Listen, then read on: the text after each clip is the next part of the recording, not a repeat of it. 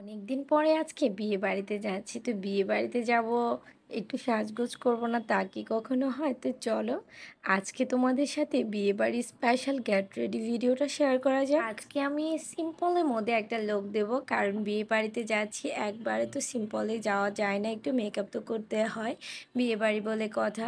আর এখানে বিশেষ করে এক তো গর্জিয়াস মেকআপ করে যাওয়া পসিবল না, কারণ যারা আসবে বিয়ে বাড়িতে সবাই কিন্তু একটু মুরব্বি টাইপের, সবাই হচ্ছে একটু হুজুর টাইপের, যার কারণে ওনারা মেকআপগুলো পছন্দ করে না। তাও আবার গ্রামের সাইডের মানুষগুলো আছে না, বিভিন্ন গ্রামের মানুষগুলো মুরব্বিরা অন্যরকম হয়ে থাকে, মেকআপ পছন্দ করে না, প্লাস অন্যরকমভাবে চলাফেরা ওনারা পছন্দ করে না। বেশিরভাগ মানুষই কিন্তু ওখানে বোকরা পরে আসে। যাই হোক, আমি তো যাচ্ছি আমার বাসা থেকে কাছে, তো শহরে হচ্ছে, যেহেতু মেয়ের বাড়ির অনুষ্ঠানটা হচ্ছে শহর থেকে আর ছেলের বাড়িটা হবে গ্রাম থেকে, তো মূলত আমি হচ্ছে ছেলের পক্ষ, তো তার জন্য একটু ওইভাবে যেতে হবে। তো যাই হোক, কথা বলতে বলতে আমার মেকআপটা কিন্তু স্টার্ট করে দিয়েছি। আমি আজকে বাড়ি কিছু করব না, জাস্ট সিম্পলের মধ্যে একটা মেকআপ করব।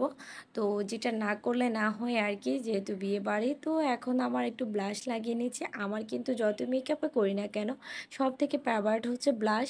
আর যারা মেকআপ লাভার আছে সবার কাছে কিন্তু ব্লাশনটা অনেক ফেভারিট হয়ে থাকে।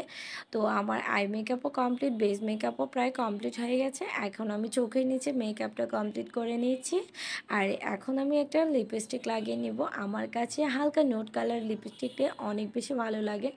রেড কালার লিপস্টিক বা বেশি গর্জিয়াস টাইপের যে লিপস্টিকগুলো আছে, আসলে ওই লিপস্টিকগুলো কেন জানি মনে হয় না আমাকে ভালো লাগে। তো ফাইনালি আমার এ ছিল ফাইনাল মেকআপ লুক।